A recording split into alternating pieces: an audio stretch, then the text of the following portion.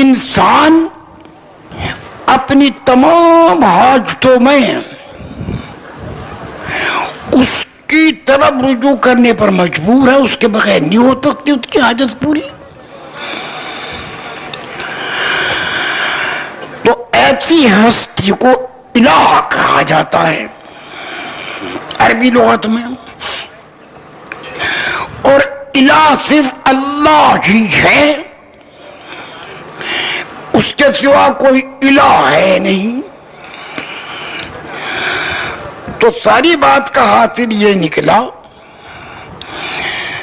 کہ زمین آسمان سورج چاند ستارے ہوا آگ پانی مٹی درندے پرندے فرشتے جنات انسان، یہ تو کھلی ہوئی بات ہے کہ یہ سب تھے نہیں، ان کا تو نام تھا نہ نشان. زمین تھی نہ آسمان، سورج تھا نہ چاند، ستاروں کا نام نہ نشان، نہ ڈھور ڈنگر بکری گھوڑا گدھا خچر اونٹ، درخت تھے نہ پھل، پانی تھا نہ ہوا نہ کا نشان. ہمیشہ سے اللہ تعالی ہی کی ذات وحدہ لا شریک ہے اور وہ ہمیشہ رہے گا. تو اللہ حدیث شریف میں آتا ہے کہ کنتم مخفیًا، میں خزانہ چھپا ہوا تھا، یعنی تو کوئی چیز تھی نہیں. کنت کنزا مخفیہ، میں ایک خزانہ چھپا ہوا تھا. تو اس نے اپنے آپ کو ظاہر کرنا چاہا، پانی بنا دیا، پانی پر زمین ڈال دی، زمین پر پہاڑ پیدا کر دیے تاکہ ہلے نہیں، گھاس پات جمنا شروع ہو گئے، اس میں چوپائے بنا دیے، اور یہ جتنے وحشی جانور ہیں وہ بنا دیے، سورج بنا دیا، چاند بنا دیا. یہ ساری مخلوق اللہ تعالی نے اپنے ارادے قدرت سے بنائی. اور یہ کھلی بات ہے کہ جس چیز کو اللہ تعالی نے اپنی قدرت ارادے سے بنایا، اب اس بنی ہوئی چیز میں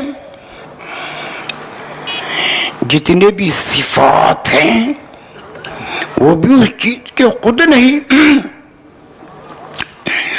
اس کا وجود ہی اپنا نہیں. صاف اللہ تعالیٰ کا ارشاد ہے، آتا کل شیء خلقہ. آتا، اللہ تعالی نے عطا کیا، دیا، کل شیء ہر چیز کو، خلقہ اس کا پیدائشی وجود،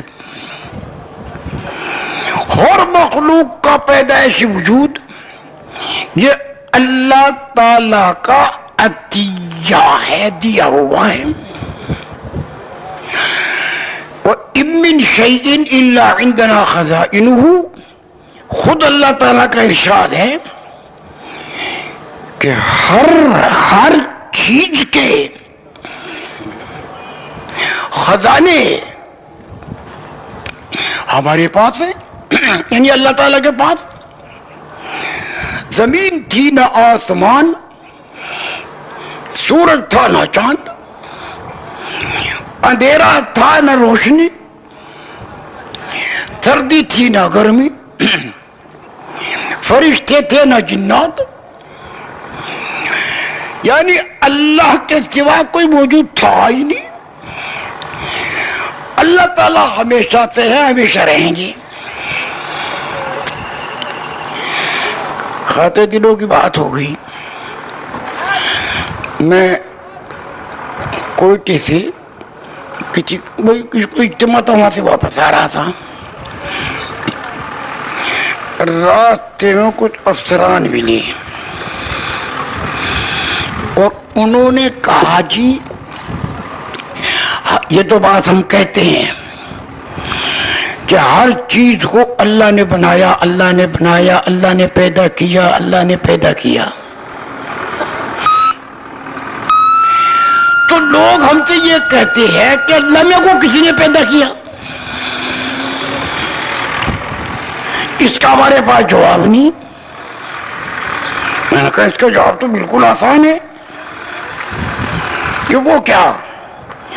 میں نے کہا تھوڑی دیر کے لیے فرضی درجے میں مان لو کہ اس کو بھی کسی نے بنایا، تو پھر اس میں سوال ہوگا اس کو کسی نے بنایا، پھر اس میں سوال ہوگا اس کو کسی نے بنایا، تو یہ سوال کہیں جا کے ختم نہیں ہوگا۔ اب یہ بتاؤ کہیں نہ کہیں ٹھہرنا پڑے گا یا نہیں؟ انہوں نے کہا جی ٹھہرے بغیر تو چارہ ہی نہیں۔ میں نے کہا بس اللہ میاں پہ ٹھہر جاؤ، اللہ میاں پہ ٹھہر جاؤ، اور ٹھہرے بغیر چارہ نہیں تو بس اللہ میاں پہ ٹھہر جاؤ۔ کہنے لگے جی اب بات سمجھ میں آ گئی۔ تو خیر یہ تو ایک ضمنی بات آ گئی تھی، ساری بات یہ ہے کہ تمام کائنات عرش سے لے کر فرش تک ان من شیء الا عندنا خزائنہ، اللہ تعالیٰ فرماتے ہیں ہر چیز کے خزانے اللہ تعالیٰ فرماتے ہیں ہمارے پاس ہیں، اللہ تعالیٰ نے بنائے ہیں، اللہ تعالیٰ نے پیدا کیا، اور اس کی قدرت سے بنے ہیں، اس کے ارادے سے بنے، اس نے کسی کو اکٹھا کر کے جمع کر کے لکڑی پتھر جوڑ کے نہیں بنائے۔ اذا اراد شیئا، جس چیز کے بنانے کا اللہ نے ارادہ کر لیا، ان یقول لہ کن فیکون، تو صرف یہ کہہ دیا کہ ہو جا بن جا، بن گئی بس۔ وہ تو ایسی قدرت والے ہیں کہ زمین بن جا بن گئی، جیسی انہوں نے چاہی، جتنی لمبی جتنی چوڑی جیسی موٹی جو بھرنا چاہ سب اس میں ہے۔ سمندر کو بنایا سمندر بن گیا، سورج چاند ستارے ہوا آگ پانی مٹی درن پرن چرن، تھوڑی مخلوق اللہ تعالی کے ارادے اور قدرت سے بنی۔ آخر میں آدم علیہ السلام کو بنایا۔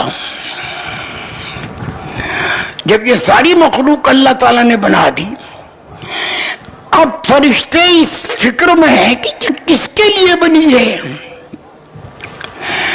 فرشتے نہ کھاتے ہیں نہ پیتے، نہ انہیں بھوک لگتی ہے نہ پیاس، نہ سردی لگتی ہے نہ گرمی، نہ وہ مؤنث ہے نہ مذکر، نور سے اللہ نے ان کو بنایا ہے، اور کسی چیز کی حاجت ان میں رکھی نہیں۔ تو فرشتوں کے تو کام کی یہ کوئی بھی چیز نہیں، نہ ان کو ضرورت اس کی۔ ایک انسان کی ہستی ایسی ہے جس کو کائنات بنانے کے بعد اللہ تعالیٰ نے ارشاد فرما انی جاعل فی الارض خلیفہ، میں زمین میں اپنا خلیفہ بنانے والا ہوں۔ اب بات سمجھ میں آئی کہ یہ گھوڑا گدھا خچر اونٹ پتھر لکڑ لوہا پیتل تانبا کانسی گیہوں چور چنا مٹر باجرہ، اور یہ ندی نالے جھیلے آبشارے، اور یہ سورا نقشہ، وہ اللہ تعالی کے خلیفہ کے لیے بنا ہے. اور یہ ساری صاف اللہ تعالیٰ نے فرمایا الم ترو، تم آنکھ سے نہیں دیکھ رہے، سخر لکم ما فی السماوات والارض، اللہ تعالیٰ نے تمہارے کام میں لگا رکھا ہے جو کچھ بھی زمین آسمان اور اس کے درمیان، حتیٰ کہ فرشتے بھی انسانوں کے کام میں لگے ہوئے. تو اب ساری بات کا حاصل یہ ہوا میرے پیاروں کہ یہ سب جتنا بھی موجودہ خاکہ نقشہ، لکڑ، پتھر، لوہا، پیتل، تانبا، کانسی، سونا، چاندی، گیہوں، جو چنا، مٹر، باجرہ، دودھ، مکھن، دہی، جلیبی، پیڑ، ساری مخلوق، چمڑے، یہ تو ہیں اللہ تعالیٰ نے اپنے خلیفہ یعنی انسان کے لیے بنائے ہیں. اور انسان کو بنایا ہے اللہ تعالیٰ نے اپنی خلافت کے لیے. اور خلافت کا یہ مقصد نہیں کہ ہر ایک ان مزے بادشاہ بنے، ہر ایک کے ہاتھ میں حکومت ہو، یہ خلافت کے معنی نہیں ہے. آدم علیہ السلام تو بنے ہی خلافت کے لیے ہیں. حکومت کا نام نہ نشان، گھوڑا نہ گدھا، خچر نہ اونٹ، ان کے پاس کچھ بھی نہیں، پیتا نہ ٹکا، رسی نہ ڈنڈا، فوج نہ پولیس، اور ہے خلیفہ. تو خلیفہ کے معنی یہ ہے کہ اس کا ہر عمل اپنی خواہش، اپنی غرض کی وجہ سے نہیں ہوگا، بلکہ یہ تو اللہ تعالی کے حکم کے بنیاد پر اس کے اعمال وجود میں آئیں گے. یہ خلافت ہے. اس کا دیکھنا، بولنا، چلنا، پھرنا، کھانا، کمانا، بیاہ، شادی، روزہ، نماز، حج، حج، ہر عمل اس کا اللہ تعالی کے حکم اور انبیاء علیہ السلام کی سنت اور طریقوں کے مطابق اور اللہ تعالی کی رضا، یہ ہے بس خلافت. تو یہ تو ہر عمل، ہر انسان، مسلمان، عورت، مرد، بوڑھا، جوان، فقیر، مسکین، بادشاہ، وزیر، پڑھا لکھا، ان پڑھ، اس کا آنکھ کا دیکھنا، زبان کا بولنا، کان کا سننا، ہاتھ پیر کا، اس کا سونا جاگنا، سب کچھ 24 گھنٹے کے اختیاری اعمال، اللہ تعالیٰ کی رضا اس کا مقصود ہے، اللہ تعالیٰ کا حکم اور انبیاء علیہ السلام کی سنت اور طریقہ، بس اس بنیاد پر ہوں گے اعمال. اس کا نام خلافت ہے. اب کام بالکل آسان ہو گیا میرے بھائیوں اور دوستوں اور میرے بزرگوں. ہر عورت، ہر مرد اس پر اپنے کو لائے کہ میرے تو 24 گھنٹے کے اعمال اللہ تعالیٰ کے احکام اور رسول اللہ صلی اللہ علیہ وسلم کے طریقے کے مطابق، اللہ کی رضا کا جذبہ. اور اس کی مشق کیسے ہوگی بھائی؟ اس کی دعوت دیں. عورتیں گھروں میں دعوت دیں عورتوں کو، اور بچپن ہی سے اپنے بچوں کی تربیت اس کے مطابق کریں. مرد مسجد میں، گلی کوچوں میں، باہر سفر میں، حضر میں اس کی دعوت دیں، اپنی زبان سے بولیں، سامنے والے کی زبان سے کہلوائیں کہ بھائی دیکھ سب کچھ اللہ تعالیٰ ہی سے ہوا ہے. اللہ تعالیٰ ہی سے ہو رہا ہے، اللہ تعالیٰ ہی سے ہوگا. سب کی موت، حیات، عزت ذلت، بیماری صحت، کامیابی ناکامی اللہ رب العزت کے قبضے اور قدرت میں ہے. اور اللہ تعالیٰ نے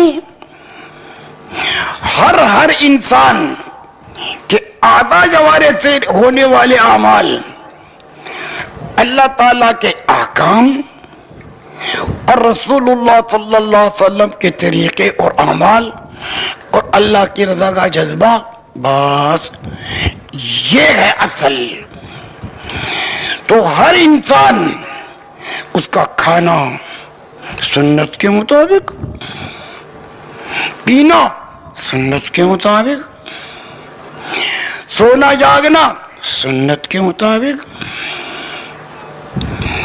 سننا جس چیز کی اجازت ہے سننے کی اس کو سننا ہے، اور جس چیز سے روک دیا جائے اسے رک جائے.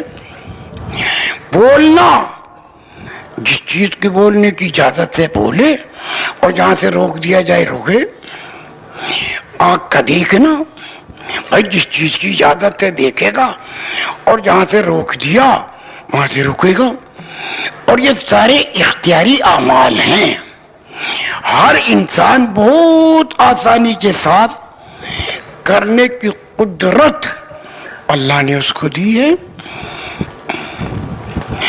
کوئی عمل، اللہ تعالیٰ کا کوئی حکم انسان کے اختیار سے باہر ہے ہی نہیں.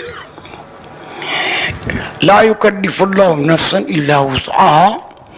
ہر انسان کو اللہ تعالیٰ نے اسی بات کا حکم دیا ہے، اسی بات کا مکلف اور ذمہ دار بنایا ہے کہ جس کے کرنے کی اس کے اندر وسعت طاقت دی ہے اللہ میاں نے. تو اب میرے بھائی اور دوست اور بزرگوں، یہ بالکل مسئلہ واضح اور صاف ہے. ہر گھر والے اور مرد بوڑھے جوان، ہر محلے مسجد والے، ہر علاقے بستی والے، ہر شہر اور ملک والے، ہر قوم ہر زبان والے، بھائی اس بات پر چلیں اور اس بات کے مطابق محنت کریں، اور دوسروں کو بھی اس کی محنت پر ڈالیں. اس میں رسی نہ ڈنڈا، فوج نہ پولیس، عہدہ نہ تنخواہ، پیسہ نہ ٹکا، لکھا پڑھا ہونا بھی ضروری نہیں. اتنا آسان اللہ تعالیٰ نے کیا ہے یہ کام. تو اب اگر ہم اس پر کمر باندھ لیں اور اس کی محنت میں لگے رہیں، ایسا آسان مسئلہ ہے، ہر کر سکتا ہے، تو پھر یہ ساری مخلوق تمہیں دیکھ کے چلے گی، اور جس طرح تم چاہو گے اس طریقے سے چلے گی. شیخ سعدی رحمت اللہ علیہ جا رہے تھے جنگل میں، سامنے سے دیکھا ایک آدمی چیتے پہ سوار آ رہا. یہ جھجک گئے، ارے چیتے پہ سوار نے دیکھ لیا کہ شیخ سعدی تو جھجک گئے، ڈر گئے. تو اس نے کہا تعجب مکن سعدی اینچے دیدی شگفت. ارے سعدی تو اس پر تعجب نہ کر کہ میں چیتے پہ سوار ہو کر آ رہا ہوں. کیوں؟ تو از حکم داور گردن مپیچ، گردن نہ پیچد تو حکم تو ہیچ.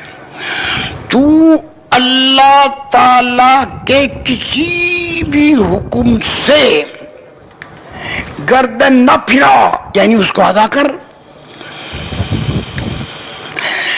جب ہر موقع، ہر حال کے، ہر شعبے زندگی کے تو 100% اللہ تعالیٰ کے حکموں کا پابند اپنے کو بنا لے گا،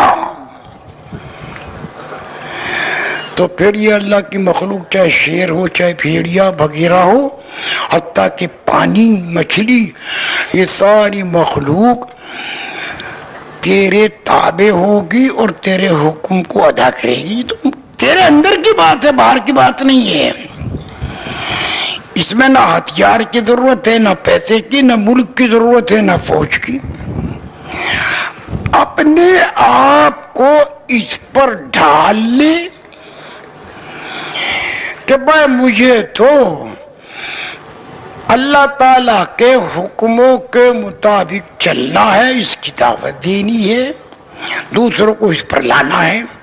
ہم چونکہ خاتم الانبیاء علیہ الصلوۃ والسلام کی امت ہیں، تو ہمارا دوہرا کام ہے خود بھی کرنا اور دعوت کے ذریعے سے دوسروں کو بھی لانا، اور اس طریقے سے دعوت پر ڈالنا کہ وہ اگلے کو دعوت پر ڈالنا تھے۔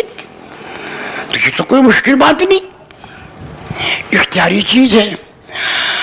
اب ساری بات کا لب لباب اور حاصل یہ ہوا میرے پیاروں، ہر پیغمبر نے لا الہ الا اللہ کی دعوت دی ہے۔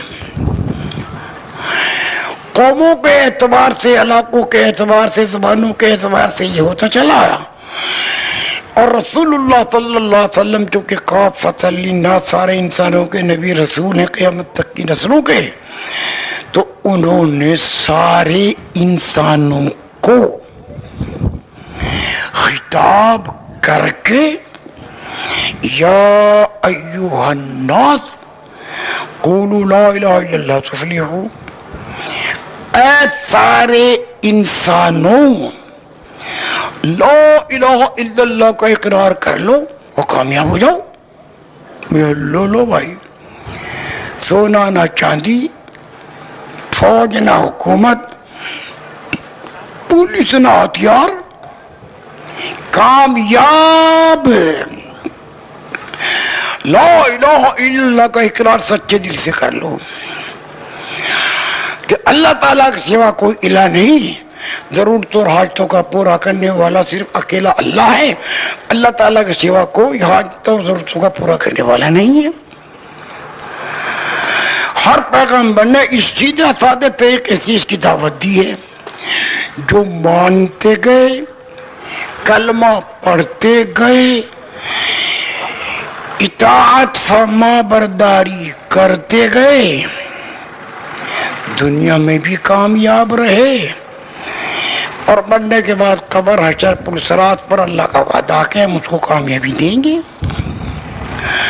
تو اب میرے بھائیوں دوستوں بزرگوں، یہ ہے آخری امت ہے، یہ تو ہے رسول پاک صلی اللہ علیہ وسلم کی نیابت اور اللہ تعالی کی خلافت کی بنا پر، یہ تو ہے اصلی کام،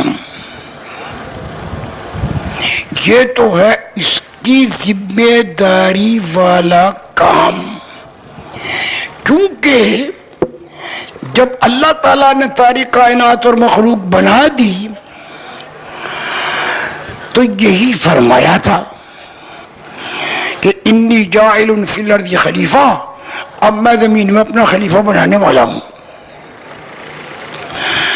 اس پر آدم علیہ السلام کے لیے مٹی منگائی اور گارا گندوایا، اور ان کے ہاتھ پیر آنکھ ناک کان سارا جسم بنوایا، اور وہ پھر سوکھا اور اس میں روح ڈالی، تو آدم علیہ السلام اٹھ بیٹھے۔ تو بنایا بعد میں، روح بعد میں ڈالی، اور خلافت کا پیغام پہلے سنا دیا کہ یہ میرا خلیفہ ہے۔ کیا مطلب؟ کہ اللہ تعالیٰ کے حکموں کو دیکھ کے چلے گا، اور جس طریقے سے اللہ تعالیٰ کہیں گے اس طرح کرے گا، یہ خلافت ہے۔ ان کی بائی پسلی سے امبا ہوا کو بنا دیا، تو جو آدم علیہ السلام کریں وہ بھی کریں، وہ نماز پڑھیں وہ بھی پڑھے، وہ دارے کمال جو آدم علیہ السلام کر رہے ہیں وہ بھی کر رہے ہیں۔ تو آیا زمانہ حیض کا، تو اماں حوا نے پوچھا آدم علیہ السلام سے کہ اب ان دنوں میں روز نماز پڑھوں یا نہیں؟ آدم علیہ السلام نے فرمایا مجھے تو معلوم نہیں، فرشتہ آئے گا اس سے پوچھوں گا۔ جب فرشتہ آیا اس سے پوچھا بھائی یہ پوچھ رہی ہے؟ فرشتے نے کہا مجھے بھی پتہ نہیں، اللہ میاں سے پوچھوں گا۔ اللہ تعالیٰ نے فرمایا کہ ان دنوں میں نماز چھوڑ دے، اس پر حیض کے دنوں میں کہ نماز معاف۔ تو وہاں تو پوچھ پوچھ کر چلنا ہے اصل۔ آیا رمضان، اماں حوا نے پوچھا کہ ان دنوں میں روزہ رکھوں یا نہیں؟ تو آدم علیہ السلام نے سوچا کہ نماز کا درجہ بڑا ہے، روزے کا درجہ اس سے چھوٹا ہے، تو جب نماز ہی معاف ہو گئی تو روزہ بھی چھوڑ دے۔ چنانچہ اماں حوا نے ان دنوں میں روزہ بھی چھوڑ دیا۔ اوپر سے فرشتہ آیا کہ حق تعالیٰ نے فرمایا ہے کہ روزہ تو چھوڑ دے لیکن ان روزوں کی قضا کرنی پڑے گی۔ علماء محققین کا انداز یہ ہے، اگر یہاں بھی آدم علیہ السلام یہ کہہ دیتے کہ اللہ میں سے پوچھوں گا تو ہو سکتا ہے روزے بھی معاف ہو جاتے۔ ساری بات کا لب لباب یہ ہے میرے بھائیوں دوستوں بزرگوں، سر سے لے کر پیر تک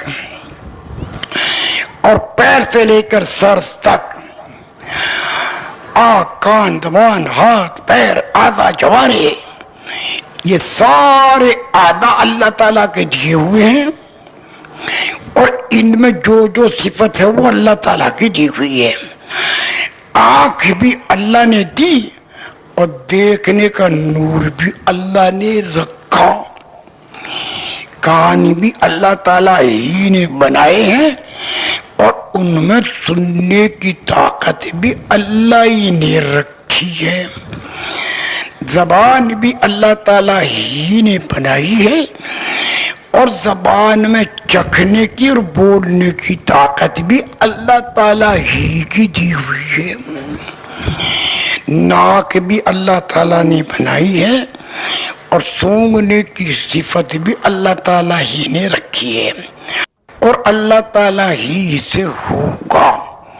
سب کی موت حیات عزت ذلت بیماری صحت کامیابی ناکامی اللہ رب العزت کے قبضے اور قدرت میں ہے، اور اللہ تعالیٰ نے کامیابی عطا کرنے کے لیے کوئی شرط نہیں، ایمان اور اعمال، اس ایمان کا تعلق دل سے ہے لا الہ الا اللہ محمد رسول اللہ، اور اعمال کا تعلق آنکھ سے ناک سے زبان سے کان سے ہاتھ سے پیر سے، یہ سارے اعضاء اور سارے جوارے ہر کام کرنے میں اللہ تعالیٰ کا حکم، رسول اللہ صلی اللہ علیہ وسلم کی سنت اور طریقہ اور اللہ کی رضا کا جذبہ، بس اس کی مشق کی جائے۔ یہ نہیں کہ میری زبان آپ کے کان ہو گیا کام، نہ بھائی، ایک دفعہ بولنا کافی نہیں، ایک دفعہ سننا کافی نہیں، بار بار ہر ایک ہم میں سے اس کی دعوت دے، اور جو دعوت دے رہا اس کو سنے۔ اتنی دعوت دے، اتنا بولے کہ دل کی گہرائی میں اتر جائے، اور اس یقین سے ہٹ کر دل کسی کام کے کرنے کے لیے تیار ہی نہ ہو۔ اور جب دل کی یہ کیفیت ہوگی تو ہاتھ پیر آدھا جوارح تو اس کتابیں ہیں۔ جب یہ صفت مسلمان عورت مرد بوڑھا جوان یہ صفت حاصل ہو گئی کہ ہر کام اللہ تعالیٰ کے حکم کے مطابق، رسول اللہ صلی اللہ علیہ وسلم کے طریقے کے مطابق، اللہ کے رضا کے جذبے کے ساتھ، تو دنیا میں اللہ تعالیٰ کی وہ رحمتیں برسیں گی بارش کی طرح کہ دلوں کا چین، سکون، اطمینان وہ تو ہوگا ہی حاصل، اور دنیا کے سارے جھگڑے ختم، چوری ڈاکہ مار دھاڑ، کم تولنا کم ناپنا، برا بلا کہنا، یہ خود بخود ختم ہو جائے گا۔ یہ سارے جھگڑے جو ہو رہے وہ یقین کے بگاڑ کی وجہ سے، مال کا یقین ہے تو مال پہ لڑ رہے، اور زمین کا یقین ہے تو زمین پہ لڑ رہے، اور دکان پہ یقین ہے تو دکان پہ لڑ رہے، اور حکومت پہ یقین ہے تو حکومت پہ لڑ رہے۔ یہ ساری لڑائیاں جھگڑے، کم تولنا کم ناپنا، جھوٹ بولنا، دغابازی کرنا، غلط دیکھنا، غلط یہ سارے جھگڑے جتنے بھی ہیں یہاں وہ یقین کے غلط ہونے کی وجہ سے ہیں۔ اور جب یقین صحیح ہو گیا یہ سارے جھگڑے ختم ہو گئے۔ یہ تو ہوگا دنیا میں، اور صحیح یقین اللہ تعالیٰ کے احکام، رسول اللہ صلی اللہ علیہ وسلم کے طریقے اور اعمال پر جب انسان یعنی مسلمان عورت مرد بوڑھے جوان آ جائیں گے تو برکت تو یہاں ملے گی، سکون اطمینان تو یہاں ملے گا، جھگڑے تو یہاں ختم ہو جائیں گے، لیکن اس کا اصلی بدلہ یہاں نہیں ملے گا، کیونکہ یہ ایسی نعمت اور ایسی دولت ہے کہ اس کا اصلی بدلہ دنیا برداشت کر ہی نہیں سکتی۔ یعنی دنیا میں ایک ایک صحیح عمل کا جو بدلہ ہے سما ہی نہیں سکتا۔ دنیا تو چھوٹی سی ہے، 24,000 میل تو اس زمین کا دائرہ ہے۔ اب اس 24,000 میل دائرے والی زمین چھوٹی ہے، کیوں؟ یہ فانی، عارضی، سڑنے گلنے والی، فنا ہونے والی، ختم ہونے والی ہے، اور جو بدلہ ملے گا اجر و ثواب وہ ہمیشہ کے لیے مل گیا۔ کوئی جا کے اس کی آخری حد اللہ نے بنائی ہی نہیں، تو یہ ہے غیر میں سبحان اللہ کا جو اجر ملے گا وہ غیر محدود،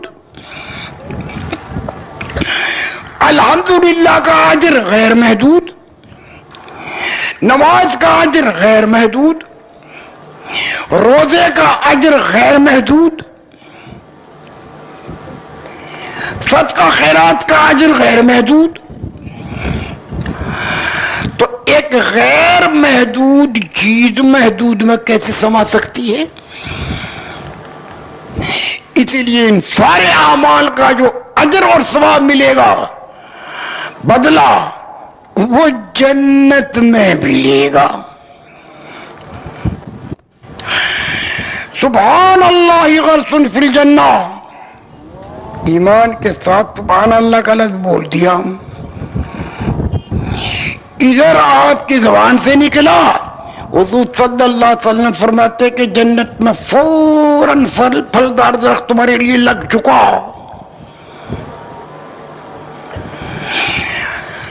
اب یہ جو درخت لگا ہے سبحان اللہ کے بول پر جنت میں، اس کی عمر نہ 100 سال، نہ 500، نہ 1000، نہ 10,000، نہ کروڑ، ارب، نہ خرب، اس کے آخری حد اللہ نے بنائی نہیں۔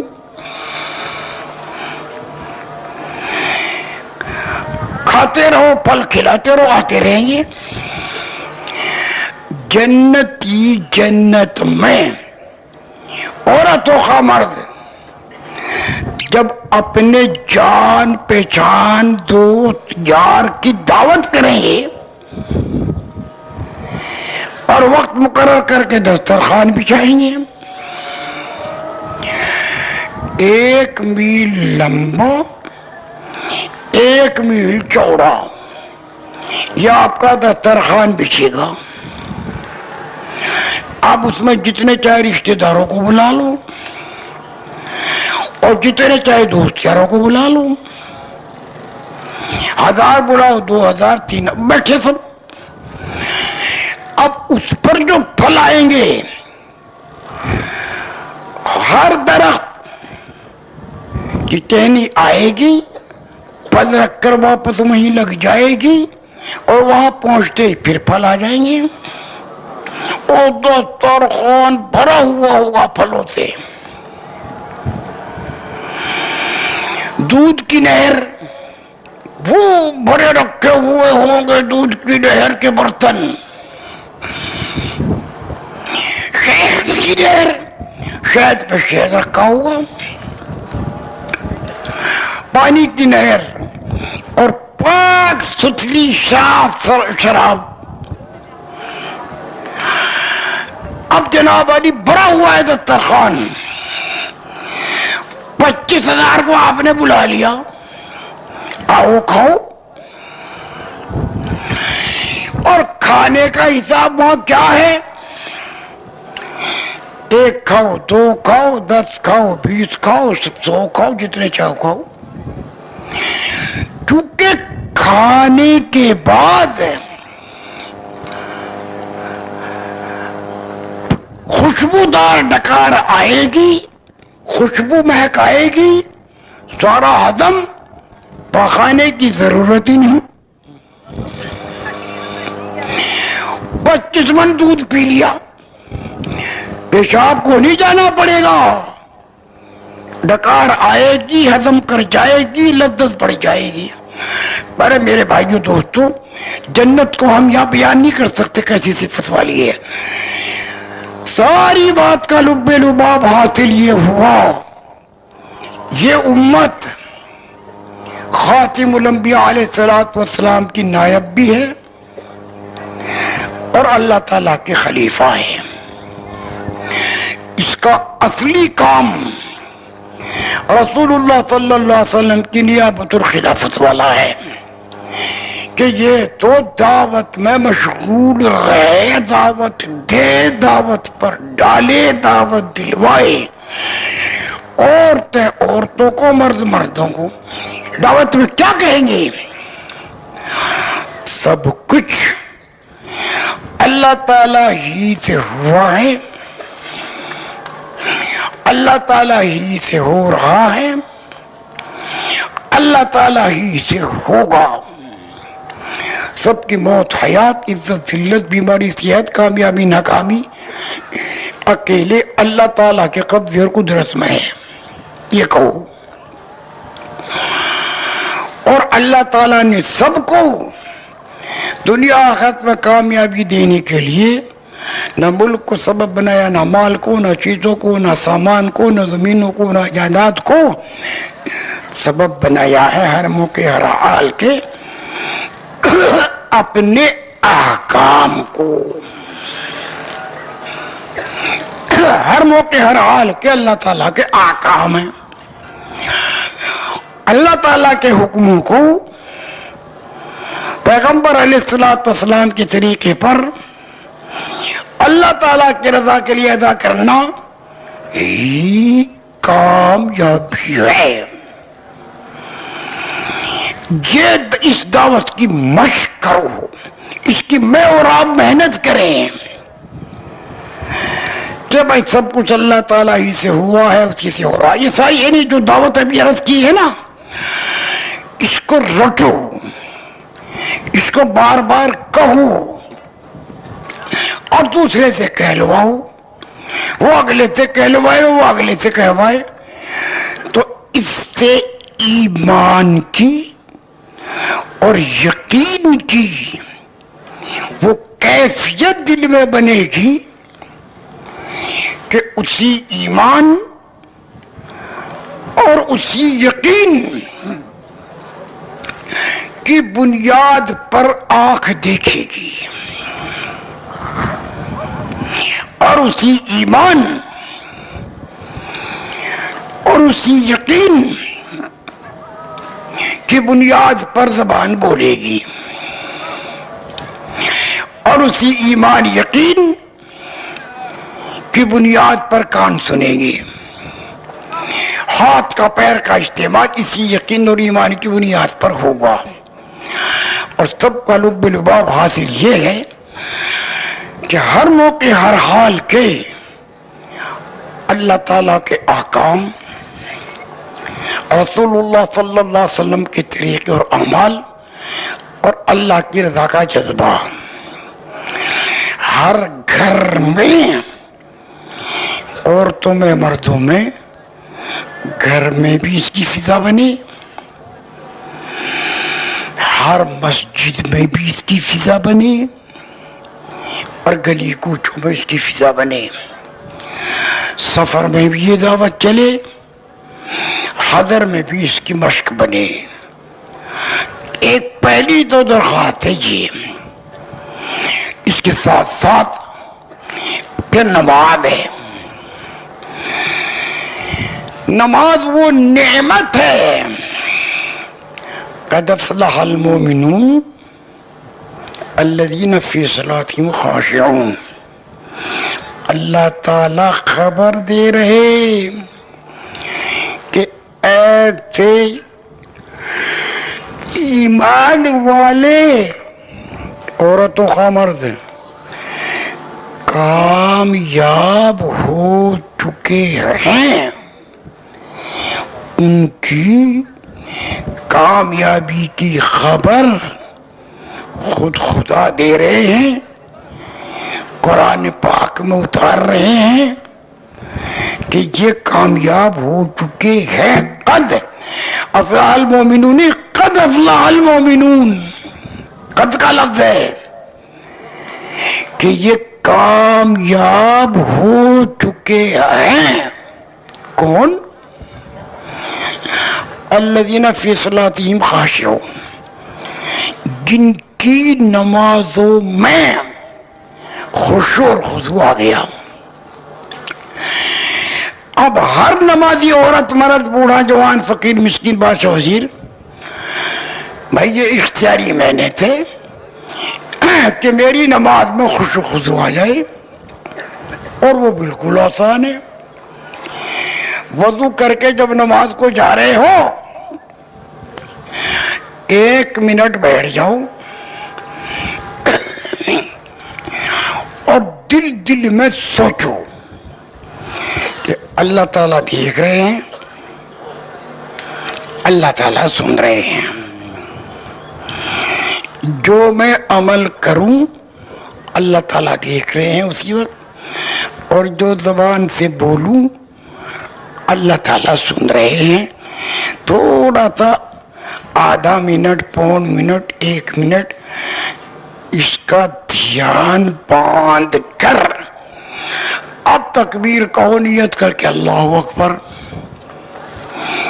اب نماز میں کھڑے ہیں, ثنا پڑھ رہے ہیں, اعوذ باللہ پڑھ رہے ہیں, بسم اللہ پڑھ رہے ہیں, سورہ فاتحہ سورت پڑھ رہے ہیں, اور دھیان یہ بندھا ہوا ہے کہ اللہ تعالیٰ سن رہے ہیں, اللہ تعالیٰ دیکھ رہے ہیں. رکوع میں جاؤ یہی تصور, قومے میں آؤ یہی تصور, سجدوں میں جاؤ یہی تصور, التحیات پڑھو یہی تصور, اور سلام پھیرنے تک لو بھائی نماز میں آپ کی خوش خضو آ گیا. اس میں نہ پیسہ نہ ٹکا, رسی نہ ڈنڈا, فوج نہ پولیس, عہدہ نہ تنخواہ, کسی چیز کی ضرورت نہیں, پڑھا لکھا ہونے بھی ضروری نہیں. اور جوں جوں اس کی مشق بڑھتی جائے گی اور دوسروں کو دعوت دے کر اس کی مشق پر ڈالتے چلے جاؤ گے, اتنا ہی تمہارے دل کے اندر اس کی کیفیت بڑھتی چلی جائے گی. اور پھر یہ نماز تک محدود نہیں رہے گا, بلکہ پھر تو کھاتے وقت بھی یہی دھیان, پیتے وقت بھی یہی دھیان, اور دکان پر بھی یہی دھیان, اور کھیت کیار میں بھی یہی دھیان, اور 24 گھنٹے اس دھیان کے ساتھ چلو گے. چاہے تولو, چاہے بولو, چاہے کوئی کام کرو, چاہے سوئو, یہی دھیان کہ اللہ تعالیٰ دیکھ رہے, اللہ تعالیٰ سن رہے, اللہ تعالیٰ دیکھ رہے, اللہ تعالیٰ سن رہے. اللہ تعالیٰ مجھے آپ کو توفیق عطا فرمائے. اگر اس کی مشق صحیح کر لی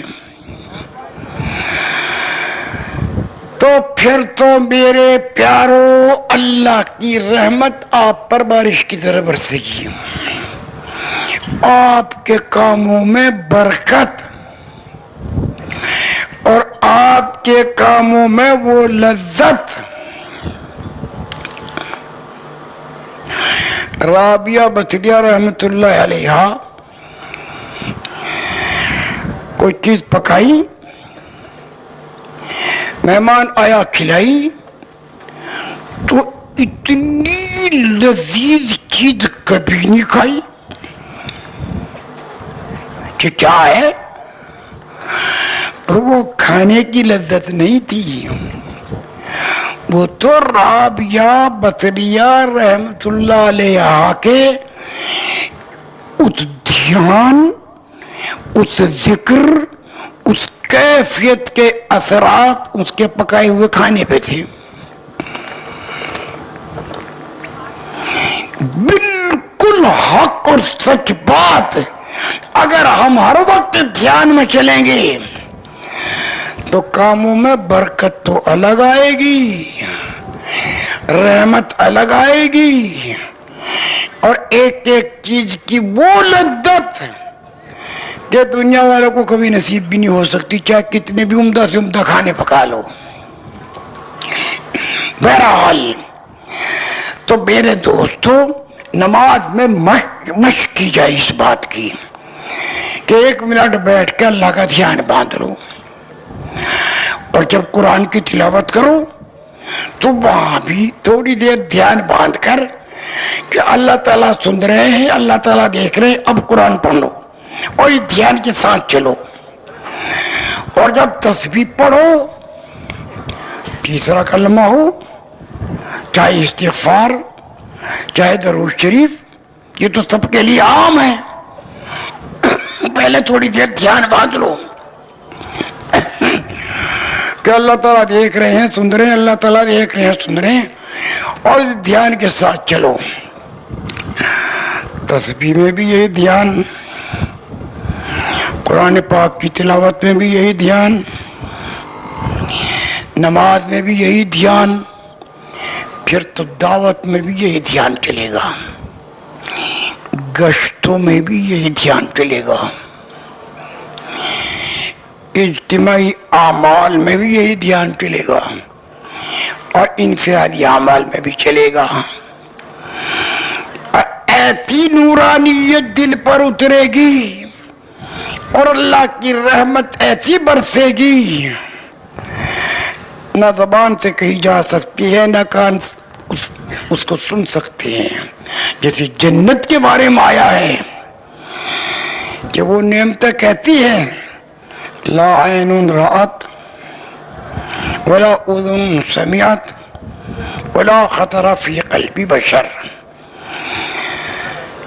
ایسی نعمتیں ہیں اللہ تعالی کی جنت میں کہ کسی آنکھ نے دیکھی نہیں، کسی کان نے سنی نہیں، اور کسی کے دل میں وہم اور گمان بھی نہیں گزرا کہ ایسی بھی نعمتیں ہوں. ارے میرے پیارو، تھوڑے دن کی زندگی ہے، ہم خود اس کی مشق کریں اور خاتم الانبیاء علیہ السلام کے نائب اور اللہ تعالیٰ کی خلافت کی بنا پر دوسروں پر بھی اس کی محنت کریں. اور صرف یہ نہیں کہ دوسروں پر محنت کر کے ان کو بھی اس پر ڈال دیں، ان کو بھی محنتی بنائیں. آپ نے 10 پہ محنت کی اور 10 نے 10 پر اور 100 نے 10 سارے عالم میں پھیلے گی.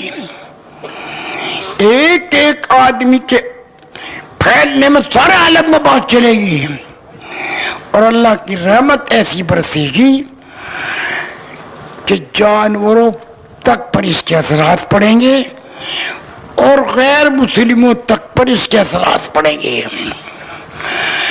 اور جب اس کے اثرات پھیلیں گے تو غیر مسلموں کو ہدایت کا دروازہ کھل جائے گا. تو میرے بھائیوں اور دوستوں اور بزرگوں، کام تو ہے آسان، البتہ اب یہ ہے کہ میں اور آپ اس پر کمر باندھ لیں اور اس کی مشق شروع کریں اور اس کی محنت کریں، اور سارے عالم کی ہر عورت ہر مرد نیت کریں، ہر گھر والے، ہر عورت مرد بوڑھا جوان فقیر مسکین بادشاہ وزیر پڑھا لکھا ان پڑھ، تمام عالم کی نیت کر کے دعوت، ذکر، تلاوت، نماز، عبادت، مشورہ، اجتماعی اعمال، انفرادی اعمال، ہر عمل میں سارے عالم کے انسانوں کی نیت کرو. تو انما الاعمال بالنیات، اعمال کا دار و مدار نیتوں پر ہے. اس کے اثرات اللہ تعالیٰ پورے عالم پر ڈال دیں گے، اور جب اس کے اثرات سے پورے عالم پر پڑتے چلے جائیں گے اور گھر گھر در در فرد فرد عورت مرد مسجد مسجد یہ اعمال ہوتے رہیں گے، تو پھر آپ تو کہتے ہو 1 سال ساری عمر دیں گے لوگ.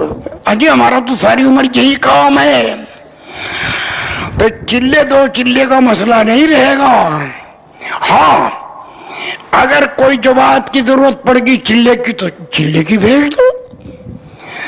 4 مہینے کی جماعت کی ضرورت پڑ گئی 4 مہینے کے لیے بھیج دو. اور اگر سال کی ضرورت پڑ گئی تو سال کے لیے بھیج دو. اگر دور کی ضرورت پڑ گئی تو دور بھیج دو. نزدیک کی ضرورت پڑی تو پھر تو احتمام ہوگا یہ کام کہ جس کو جہاں تک پہنچنے کی پورست ہے وہ تیار ہے.